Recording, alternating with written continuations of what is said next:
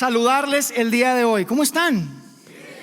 Gracias por acompañarnos hoy, especialmente si nos visitas. Si estás aquí por primera, segunda vez, de verdad, gracias por separar de tu espacio y compartir con nosotros este domingo. De verdad que nos da muchísimo gusto que estés aquí. Esperamos que de corazón que este sea un lugar donde tú puedas sentirte cómodo y que eventualmente, la verdad, nuestro sueño es que digas: esa es mi casa. Esa es mi casa, ese es mi lugar. Ese sería nuestro deseo, nuestro corazón. Y gracias por darnos el tiempo de tu domingo hoy. Miren, yo quiero iniciar compartiéndoles que justo esta semana pasada, estuve viajando de trabajo y tuve la oportunidad de tener una conversación interesante con un compañero de trabajo, un compañero de la oficina que no está en mi equipo. Es de otro equipo, otra división, y él tiene como 12, 14 años menos que yo. Entonces está de alguna manera en otra etapa de su carrera profesional. Y él se acercaba conmigo y me compartía y me decía: Yair, es que ¿sabes qué? Voy a hablar con mi jefe porque quiero pedirle una promoción. Y la verdad es que me encantó que se acercara, que tuviera la confianza. Empezamos a hablar, le di algunas recomendaciones y la verdad es que se lo merece. Es un tipo buenísimo. Cuando me platicó un poco el detalle de dónde estaba y qué es lo que necesitaba, qué es lo que estaba pensando, yo dije: oye, claro que sí, habla con él. Siempre es bueno levantar la mano, hazlo de esta manera. Y fue muy bueno. Tuvo la conversación ahí con su jefe, pero lo que me llamó mucho la atención y que quería compartirles hoy, que inmediatamente después de que terminamos la conversación, lo primero que me dice es que sabes que acaban de promover a una persona de mi equipo en Brasil. Su equipo está dividido en México y Brasil. Dice: me acabo de enterar que promovieron. Y entonces por eso él estaba así como un poco inquieto, ¿no? Y te soy honesto, me recordó mucho a mí. Hace algunos años, cuando iniciaba mi carrera profesional en el mundo corporativo. Y la primera vez, no se me olvida, la primera vez que te enteraste que alguien que entró a la empresa después que yo, bueno, tal vez a ti te ha pasado, pero la primera vez que te enteras de que alguien que entró después que tú a la empresa negoció un mejor salario que tú. ¡Hala! O que le dieron una promoción, o que negoció un mejor paquete de beneficios. Yo no sé si te ha pasado alguna vez, pero qué descontento tan tremendo. ¿Estás de acuerdo? Es difícil. Es una de las cosas más complicadas. Eso te da una cosa, un descontento. Y yo pienso, se parece mucho como cuando tu vecino ves que acaba de sacar de la agencia el auto de tus sueños y dices tú: O cuando ves ese amigo de hace mucho tiempo de la prepa y te enteras que vive en un depa que órale, y tú dices: wow. O simplemente cosas más sencillas, ¿verdad? Tal vez ves el reloj del cuñado, ¿verdad? Y dices: órale, ¿qué onda con el reloj del cuñado? O el iPhone nuevo que ya trae mi cuñada. Y dices: Y sabes, es un tema súper peligroso. Por eso queremos tocarlo acá. Es un tema muy peligroso porque sin darme cuenta, yo te confieso y quiero hablar de mí, ¿ok? Quiero ser vulnerable acá. Sin darte cuenta puedes terminar comprando cosas que ni necesitas. Terminas comprando cosas que luego te arrepientes. Terminas metiéndote en compromisos financieros simplemente porque el por qué yo no, yo también me lo merezco, o qué van a decir. O terminas usando tu tarjeta de crédito de una manera que definitivamente se puede, pero no se debe. Porque los bancos son buenísimos, ¿verdad? Para darnos un montón de crédito.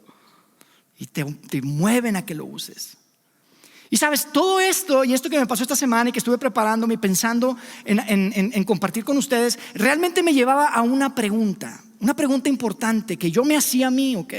Y la pregunta es: oye, ¿qué es lo que realmente quisiera si no supiera? ¿Qué es lo que realmente quisiera si no supiera lo que él o ella o los demás tienen? ¿Qué es lo que tuviera? ¿Qué tendría? ¿Cuáles serían los juguetes y las cosas que tuviera si no supiera los juguetes y las cosas que el otro tiene? Y me puse a pensar: ¿cuánto más tendría ahorrado? ¿Cuánto más podría haber dado? Y amigos, mi conclusión es la siguiente: sé demasiado. Ese es mi problema. Sé demasiado de lo que la otra gente tiene, de lo que él tiene, de sus juguetes, de sus cosas. Sé demasiado. Y es como un apetito que nunca se satisface, porque un poquito más, y mira, yo también, y por qué no, y qué tal si. Y mira, yo estoy hablando de mí otra vez, pero no sé por qué tengo una pequeña sospecha que también estoy hablando de ti. ¿Verdad que sí? Podemos ser honestos. Amigos, hoy estamos en la cuarta parte de una conversación que iniciamos ya hace semanas, que titulamos Barreras de Protección. Y si estás con nosotros por primera vez, déjame te cuento la razón por la que llamamos barreras de protección a esta serie de mensajes, de charlas.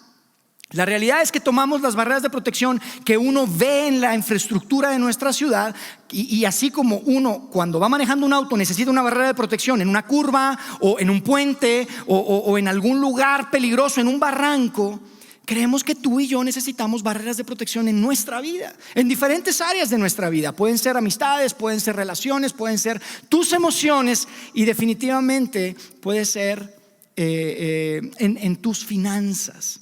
Y de eso es lo que vamos a hablar hoy. Cuando hablamos de barreras de protección en tu vida, a lo que nos referimos específicamente es a esto que voy a poner en pantalla. Es un estándar de comportamiento que se convierte en una cuestión de conciencia.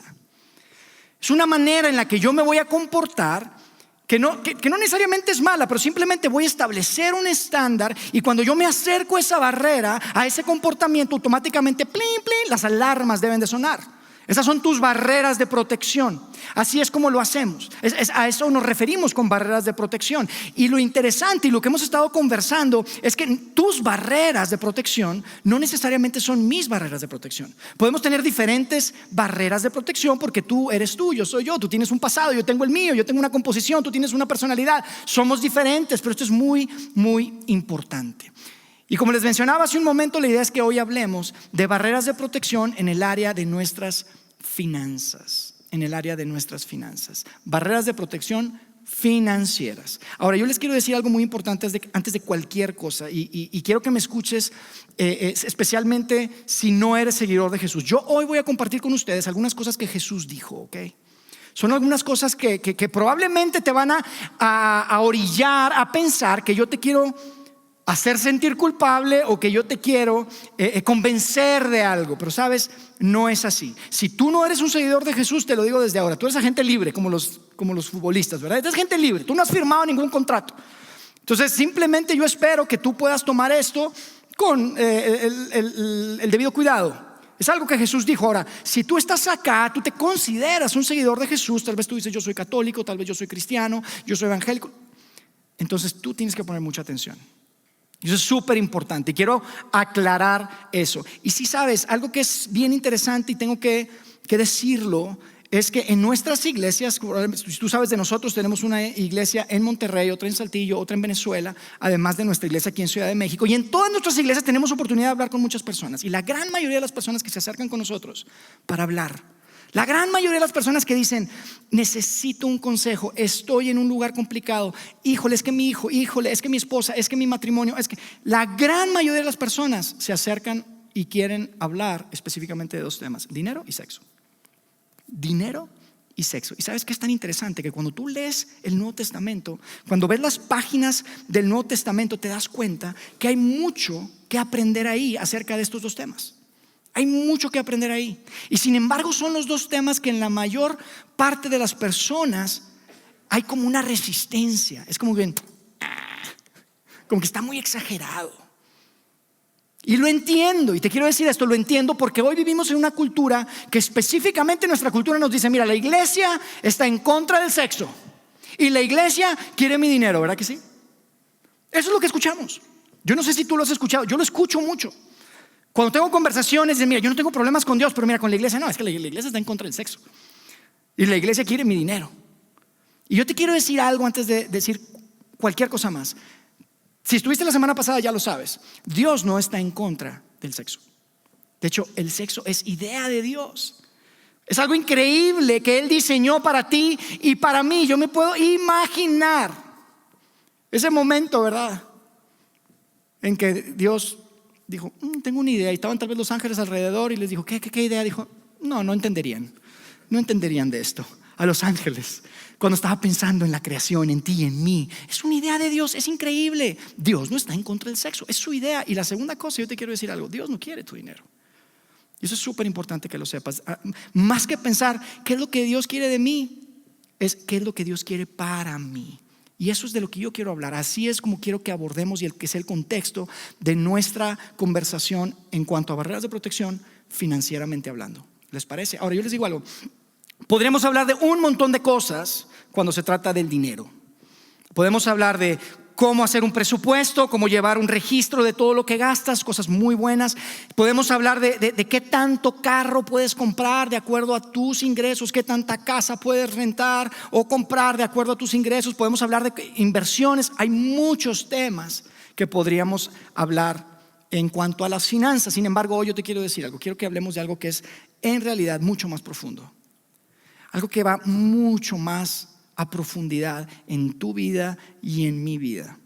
Y tiene que ver con algo que Jesús dijo. Y yo te quiero decir una cosa. Tú puedes estar fuera de deudas, puedes tener tu casa pagada, puedes ser un buen inversionista y puedes estar en un barranco financiero. Y eso es lo que Jesús enseña. Y por eso quiero que veamos algunas de las cosas que Él dijo y que pensemos y juntos podamos reflexionar en lo que eso significa para ti y lo que eso significa para mí. ¿Les parece? Vamos a leer algo que dijo Jesús y que queda registrado por uno de sus seguidores, uno de los 12, que se llamaba Mateo. Mateo era un cobrador de impuestos, él sabía del tema del dinero. Y yo creo que personalmente creo que Mateo era un genio en cuanto a eso, porque él manejaba mucha plata. Fíjate lo que dice Jesús en este contexto. En Mateo 6:24 dice: nadie puede servir a dos amos. Y lo primero que tú piensas, tal vez es lo mismo que yo pienso, digo, amos, yo no tengo ningún amo. Somos libres, somos mexicanos independientes, ¿verdad que sí? ¿Cómo que nadie tiene dos amos? ¿A qué se refiere Jesús? Pero Jesús, amigos, es súper inteligente, súper astuto. La implicación es: todos sirven a uno, no a dos. Todos sirven a uno, a un alguien, a un algo. Nadie puede servir a dos. Todos sirven a uno. Y es para reflexionar esto. Fíjate lo que sigue diciendo. Dice: pues odiará a uno y amará al otro. Será leal a uno y despreciará al otro. Y a veces tal vez son muchas palabras, ¿verdad? Como que odiar, amar, leal, despreciar. ¿De qué estás hablando, Jesús? Probablemente nos confundiste, ¿verdad? Yo creo que estaban pensando los que estaban en ese momento que Él estaba hablando. Pero es interesante que cuando tú analizas las palabras, específicamente la palabra amo en griego, y la voy a poner ahí, la palabra amo en griego es kurios. Y kurios, lo voy a poner en la pantalla, es aquel a quien pertenece una persona o cosa sobre la cual tiene poder de decisión. Aquel a quien pertenece. O sea, este tema es un asunto de posesión. Es un asunto de propiedad. ¿Quién es tu dueño? ¿Quién es mi dueño? De eso es lo que está hablando. Y uno esperaría que si Jesús está hablando de quién es tu dueño, quién es mi dueño, diría: bueno, tú nada más puedes tener un dueño, no puedes tener dos. O Dios es tu dueño o el diablo es tu dueño. Uno pensaría eso, ¿verdad? Pero fíjate lo que dice. No dice eso. Dice: no se puede servir a Dios y estar esclavizado al dinero. No se puede servir a Dios y al dinero. No se puede servir a Dios y a las riquezas, las cosas, los juguetes, el qué más puedo tener. No se puede. Y este es muy interesante. Este es un tema súper interesante, amigos, porque cuando Jesús habla del dinero, cuando habla de este tema, no es precisamente, el tema no es el dinero, no es el presupuesto, no es las inversiones, no, está hablando de un tema de propiedad, de control, de pertenencia. Y esto es tan importante. La pregunta que Jesús nos está haciendo a través de este pequeño texto que acabamos de leer, y esto te aplica a ti también si eres seguidor de Jesús o no eres seguidor de Jesús. Esto es para todos. La pregunta es: ¿a quién le perteneces, amigo? ¿Quién es tu dueño? ¿A quién le perteneces? Es una muy buena pregunta. Otra manera de decir esta pregunta en el contexto del dinero es: ¿tenemos dinero o el dinero nos tiene a nosotros? ¿Tenemos dinero o el dinero nos tiene a nosotros? Amigos, la razón por la que las barreras de protección son tan importantes en las finanzas es que las finanzas y el dinero y lo que el dinero ofrece se puede convertir muy fácilmente. Jesús lo sabía. Jesús nos conoce. Muy fácilmente el dinero y lo que el dinero ofrece se puede convertir en el competidor número uno de tu corazón y de mi corazón. Y otra vez, tú puedes no tener deudas, ya pagaste tu casa. Puedes darnos clases de inversiones, de finanzas. Puedes saber invertir y puedes estar en una de dos barrancos o situaciones muy difíciles financieramente hablando. Por un lado, puedes estar en el barranco del consumir, consumir, consumir. Y por otro lado, te puedes dar de topes con una barrera que es el acumular, acumular, acumular. Consumir o acumular. Consumir, consumir un poquito más. Si tengo, pues lo puedo hacer. Un poquito más, ¿por qué no? Consumir, consumir, consumir. O acumular, que siempre estás preocupado por ¿y qué va a pasar si?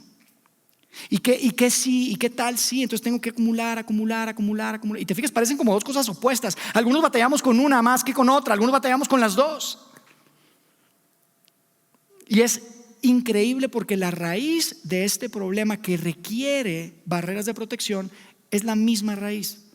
La misma raíz para los dos barrancos o para los dos lugares de peligro para ti y para mí financieramente hablando. Y la raíz es una palabra que no nos gusta, la verdad, pero es la palabra avaricia.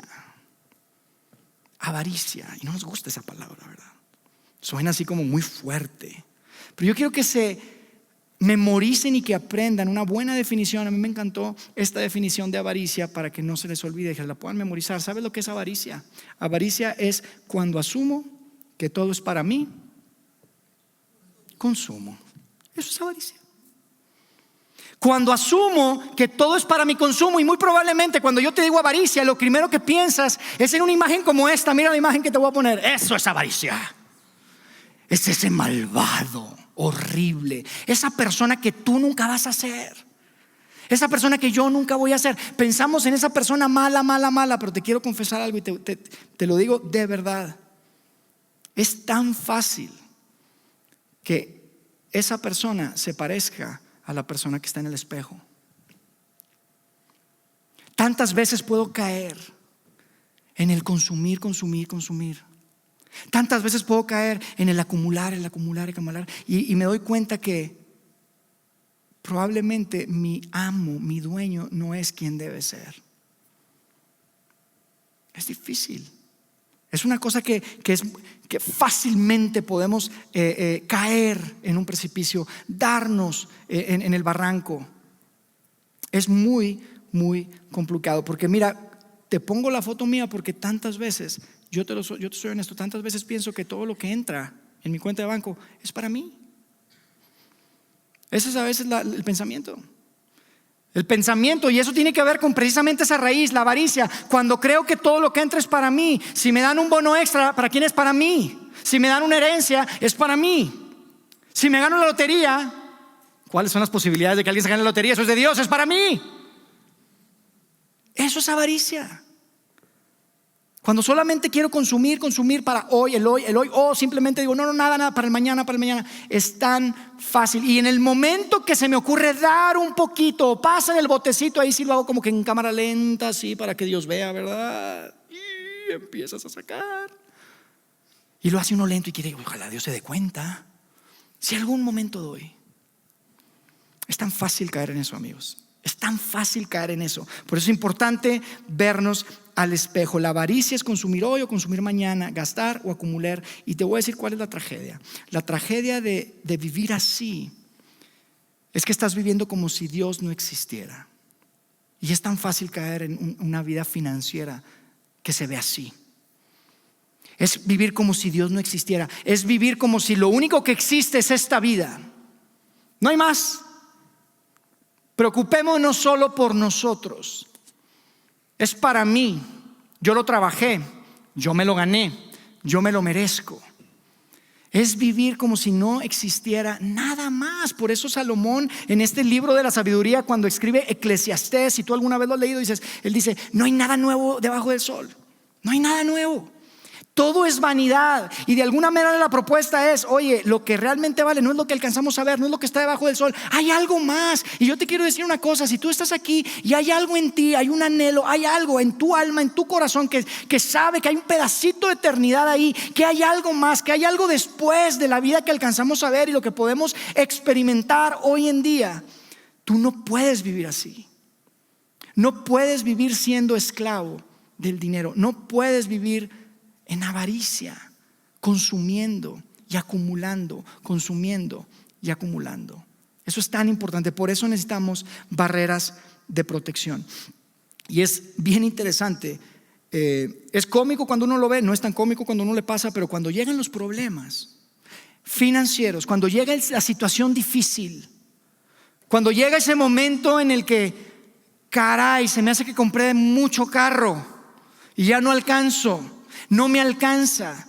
Caray, compré mucha casa, renté mucha casa, firmé demasiada casa y no sé cómo voy a pagar. Y tal vez no tiene que ver contigo. Esos son ejemplos en donde tú tuviste la responsabilidad, pero ves que tú no tienes responsabilidad. Te quedaste sin trabajo, te engañaron, te quitaron, te robaron. Hay veces que no tienen nada que ver contigo. Y nos acercamos y pedimos, y de alguna manera lo que le estamos diciendo a Dios es: Dios, te invito, ven a mi vida financiera, te invito, ven, pásale. De alguna manera le estamos diciendo a Dios: Dios, creo que elegí el amo equivocado. Eso sucede cuando hay crisis. Eso sucede cuando hay crisis financiera, cuando la situación está mal. Sea tu responsabilidad o no sea tu responsabilidad, pero qué buenos somos para pedir ayuda, para orar. En el momento que viene la crisis financiera, ahí sí. Dios, creo que elegí al Dios equivocado. Y yo te digo una cosa: la propuesta de lo que yo te quiero compartir el día de hoy es que si tú crees que en una crisis financiera tú te acercarías a Dios para pedir ayuda, para invitarlo a ser parte de tus finanzas, ¿por qué no lo invitas de una vez? Invítalo de una vez. Invítalo a ser parte de tus finanzas, y la manera en que lo puedes hacer es estableciendo ciertas barreras de protección. La manera en cómo Dios nos enseña y nos dice que podemos tener barreras de protección es una palabra muy importante. La palabra es repriorizar. Repriorizar. Porque hoy en día la gran mayoría de las personas, ¿sabes cómo viven? Viven de la siguiente manera: primero viven con su dinero, luego ahorran si les queda un poquito y al final dan. Viven y luego dan y al final ahorran. De hecho, estábamos conversando esta semana con los pastores de nuestro campus en Monterrey, y veíamos que hay unas estadísticas muy interesantes en México. Hay algunas encuestas que se hicieron hace tiempo, y ¿saben cuál es la estadística en México? En México solamente el 40%, 4 de 10 personas dicen que ahorran. Dicen que ahorran. Cuando ves un poquito más, una siguiente pregunta dice: el 60% de ese 40 dicen que lo hacen en tandas y en su casa. Así es como ahorran, en tandas y en su casa. ¿Por qué? Porque en la casa pues pagas la hipoteca y de alguna manera pues es como un ahorro. Al final va a ser tu casa, entonces lo ven como un ahorro. O en la tanda, ¿verdad? Así es. Y de hecho, cuando se habla de dar, hay muy poca data, hay mucha poca información. Pero la información que encontramos es que en promedio anualmente en México, ¿sabes cuánto se da? ¿Cuánto la gente da? 544 pesos anuales. 544. Amigos, tenemos una cultura terrible financieramente hablando. Es la verdad. Es una cultura que más que vivir, ahorrar y dar, debería verse así: vivir. Nada más vivir. Se trata de mí. Voy a vivir. Entra, lo vivo. Entra, vivo. Entra, sale. Voy a vivir. Eso es lo que vivo. Pero vamos a regresar a la otra lámina, porque es vivir, ahorrar y dar. Así vive la gran mayoría de la gente. Ahorrar se trata de mí. Vivir se trata de mí. Ahorrar se trata de mí. Y dar sí sobra. Si pega un huracán de vez en cuando, ahí sí hay que dar. Un terremoto, ahí sí hay que dar un poquito de vez en cuando. Cada 5 años que hay un terremoto fuerte aquí en Ciudad de México, ¿verdad? Ahí sí. Esa es nuestra cultura y es terrible. Jesús nos habla de algo completamente diferente. Jesús viene, y ahorita lo vamos a ver, Jesús viene a decirnos que necesitamos repriorizar nuestras finanzas. Lo primero que hace, si escuchamos a Jesús, lo vamos a ver en un momento: si tú no quieres ser dominado por el dinero, vamos a voltear por completo y vamos a empezar dando, y después vamos a ahorrar, y al final vamos a vivir. Vamos a empezar dando, después ahorramos y después vivimos. Es la mejor barrera financiera que tú puedes. Es muy sencillo. En lugar de vivir o vivir, ahorrar si te queda poquito y dar cuando hay un terremoto, vas a dar y después vas a ahorrar y después vas a vivir con el resto. Escoges un porcentaje. Escoges un porcentaje de dar, un porcentaje de ahorrar, y vives con el resto. Ahora sí, yo a mis hijos les enseñé que tenían que dar un 10%, tenían que ahorrar un 10% de todo lo que... Ahora ya no lo hago, pero les llegamos a poner de chiquitos unos botes que decían dar, ahorrar y vivir. Dar, ahorrar y vivir. Y les dábamos, a veces teníamos que de 20 y de moneditas de 10 para que pudieran sacar sus porcentajes y que lo pudieran meter ahí. y que pudieran tener esta cultura de dar y de ahorrar y de vivir con el resto. El resto sí, ahora sí vamos por los dulces, mijo. Ahora sí vamos por el juguetito, lo que tú quieras. Ahora sí, ya diste, ya ahorraste, vamos a vivir con el resto. Esto es algo súper sano financieramente hablando. Yo te digo algo, personalmente es algo que yo aprendí hace años y hoy en día yo he decidido dar un porcentaje mayor al que con el que yo crecí. No porque soy muy bueno y porque tengo un corazón tan generoso. ¿Sabes por qué? Al contrario, me conozco y sé que el antídoto de ser dominado por el dinero es vivir una vida así, en donde das y después ahorras y después vives con el resto. Esa es la razón. Ahora, ¿por qué Yair les decía a sus hijos que den? En este caso, nosotros damos en este lugar que es nuestra iglesia, que creemos que es la manera en la que Dios trabaja en la tierra. Y en esta ciudad hay una gran oportunidad. ¿Y por qué Yair le dice a sus hijos que den? Es porque es el pastor. Quiere su dinero. Como ya se cambiaron a Santa Fe, ahora es más cara la renta. Entonces los 20 pesos de diezmo que van a dar mis hijos van a hacer toda la diferencia. ¡No! Por supuesto que no. Además yo podría quitarles el dinero. Meto por la noche y les podría haber quitado el dinero ahí en sus vasijitas. Yo no tengo por qué decirles o pedirles permiso. Se los puedo quitar y les digo que vino el ratón de los dientes o lo que sea. Lo puedo hacer, pero ¿sabes por qué? Porque no quiero que sean dominados por eso. Me asegura. Yo lo hago por eso y no quiero que mis hijos sean dominados. Eso me asegura que ellos pueden dominar al dinero. Y eso es tan importante. Vivir dominado por el dinero es vivir, ahorrar si te queda y dar. Dominar al dinero es das, ahorras y vives con el resto. Esa es la razón por la que lo dije, por lo que lo hago. Es de verdad, no es fácil, amigos. Tengo que ser súper transparente, súper vulnerable. No es fácil. La tendencia natural, humana, tuya, mía, estoy seguro, es irte hacia ser dominado por el dinero. Las decisiones que tomamos, el de instinto. Inclusive esta semana estaba platicando con unos grandes amigos que están acá y estábamos hablando de un viaje potencial que puedo hacer. Y mi respuesta es: oye, no, es que están muy caros, que yo por mi trabajo tengo oportunidad a veces de viajar y hay oportunidad a veces de que mi familia vaya conmigo, pero pues obviamente yo tengo que pagar por mi familia, ¿verdad? Y entonces, oye, sería padre, hagan esto. Y yo decía, no, es que es demasiado caro, porque estábamos cotizando. Y me dijo, ¿tú quieres ser el hombre más rico del cementerio? Ok, Yair. Y me hizo, ¡ay! ¡Poing! Me quedé así como que me hizo pensar. Y no es porque tenga mucho, pero a veces eso es vivir dominado por el dinero. Acumular. Y también por el otro lado, gastar. Entonces, si se fijan que la barrera de protección puede ser diferente para ti, puede ser diferente para mí.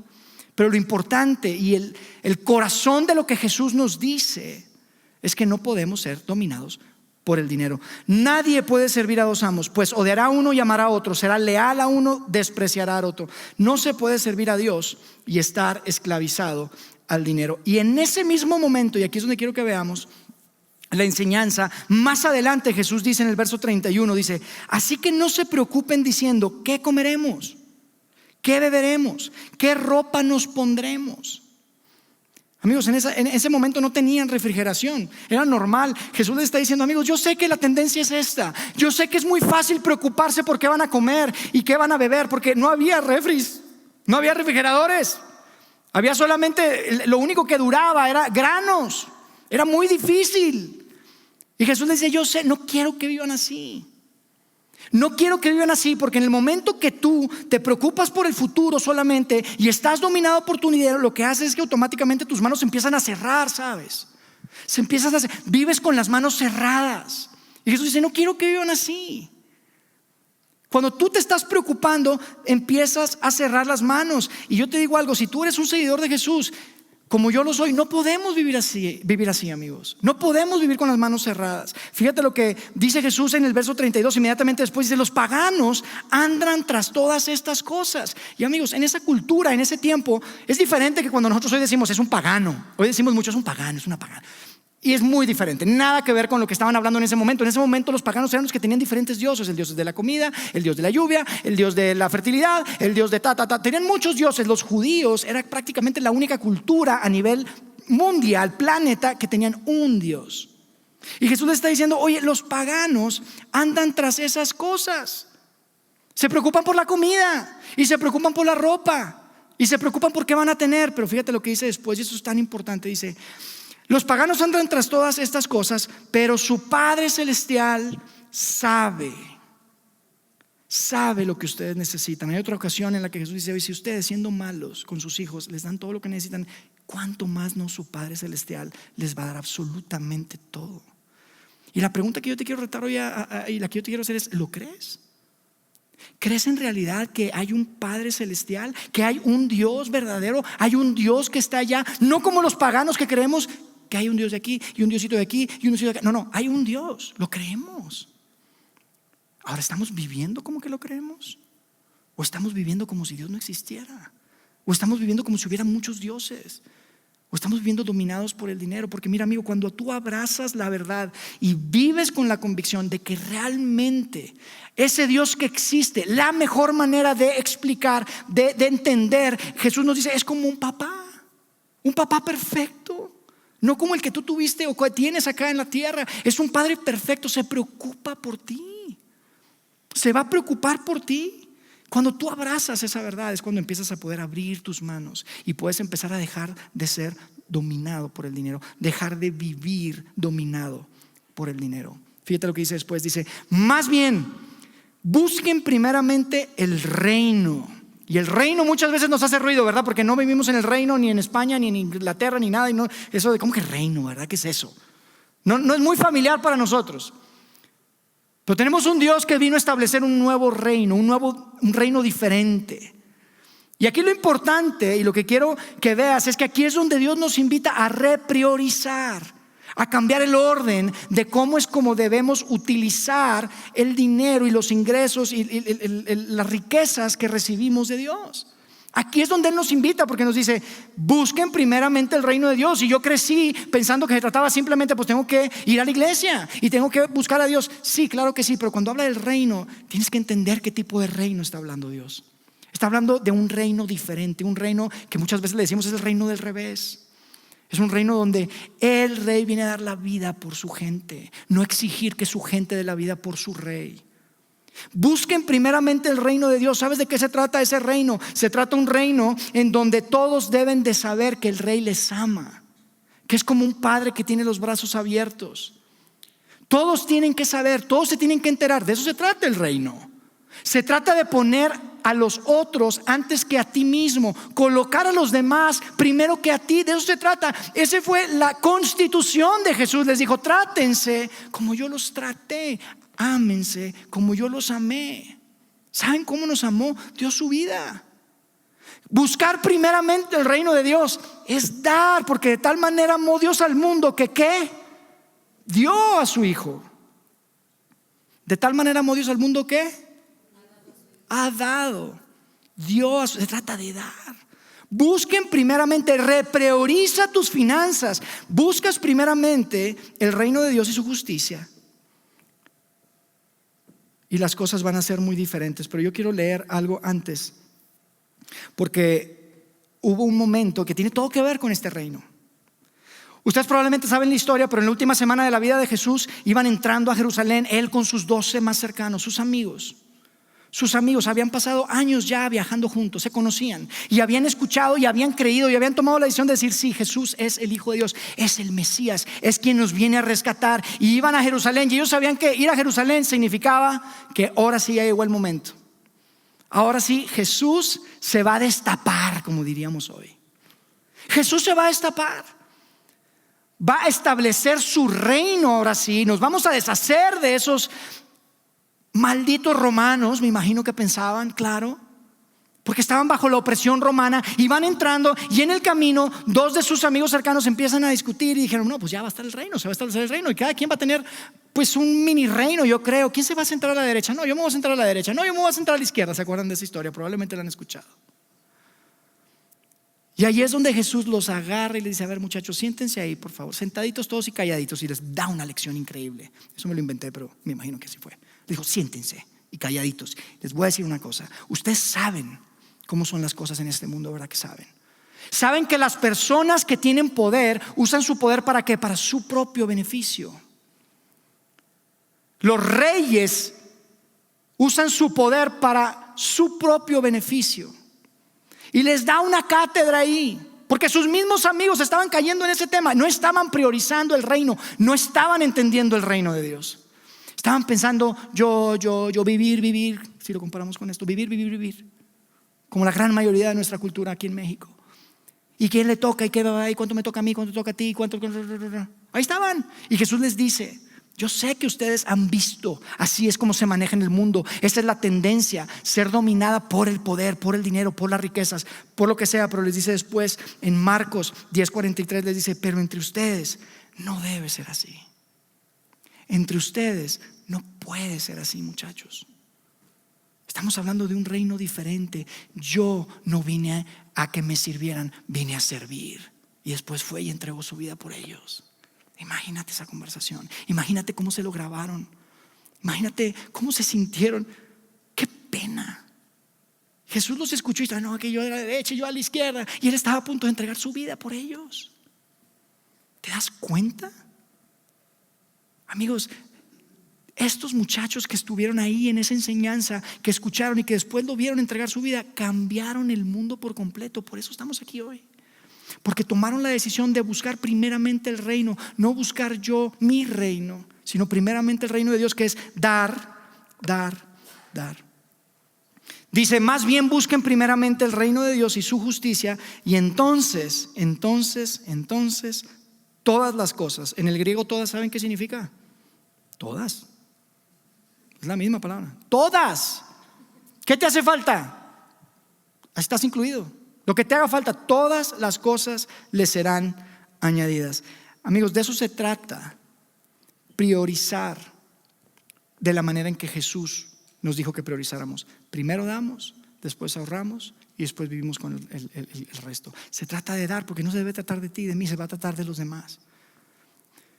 Y claro, la razón por la que muchas veces nos paramos aquí y decimos: oigan, gracias por su generosidad, y den el paso. A veces los invitamos y decimos: den un paso en el que puedan invitar a Dios a ser parte de sus finanzas a través de la iglesia, a través del trabajo que Dios está haciendo. Amigos, créanme, no es porque necesitemos pagar la luz y la renta de este lugar.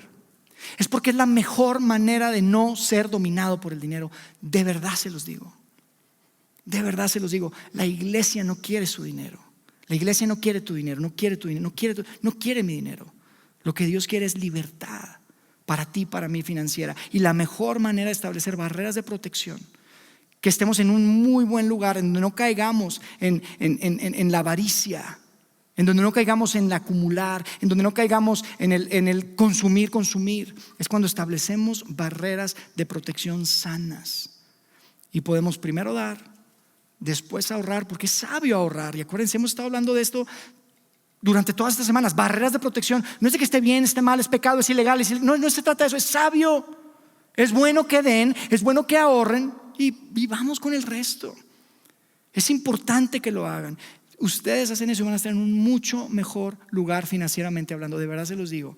No se trata de la iglesia, se trata de tu corazón. Dios usa muchas cosas para llevar hacia adelante su trabajo y su movimiento, del que tú y yo somos parte el día de hoy. Pero Dios está muy preocupado por tu corazón y por mi corazón, y porque nuestro corazón no sea dominado, no sea poseído por el dinero, por las riquezas. Nuestra vida no puede girar alrededor del dinero. Y yo sé que es un componente muy importante en nuestras vidas, en nuestra cultura, en nuestra sociedad. Yo lo entiendo. Y yo entiendo que es complicado y que es difícil y que hay tendencias. Pero cuando nosotros podemos recordar lo que Jesús dijo y abrazar y traerlo, y que pueda irse de aquí, de nuestra mente, unos 30, 40 centímetros a nuestro corazón, y podemos recordar: nuestro Padre Celestial sabe, Él va a proveer todas las cosas. Él sabe todo lo que necesitamos. No seamos como los paganos. ¿Crees que Dios existe? Dios es un Padre Celestial que tiene cuidado de ti, te conoce por nombre y quiere lo mejor para ti y para tu vida financiera. Déjame hacer una oración y terminamos. Dios, gracias por la oportunidad de ver estos textos tan antiguos, Padre, que pueden ser tan relevantes el día de hoy para mí, para mi familia, para mis amigos, para cada uno de nosotros que formamos parte de esta comunidad de fe. Dios, gracias, porque podemos entender a través de tu palabra que tenemos un Padre Celestial que es bueno, un Padre Celestial que es perfecto, que nos ama, que no quiere que seamos dominados por nada ni por nadie, que nos conoce nuestra tendencia, que sabe de qué estamos hechos, Dios. Y gracias porque podemos entender que buscar primeramente tu reino se trata de dar como tú diste. Se trata de ser sabios con nuestras finanzas, Y se trata de vivir y disfrutar de lo que tú nos has entregado. Gracias, Dios, por tu palabra. Gracias por este espacio. Gracias porque podemos hablar de una manera tan libre, Dios, y que estos principios tan prácticos puedan hacer toda la diferencia en nuestras vidas financieras.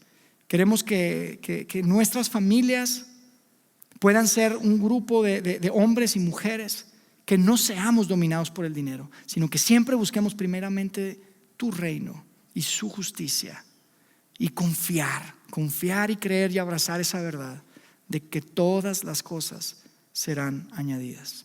Gracias, Padre. En el nombre de Cristo Jesús oramos. Amén.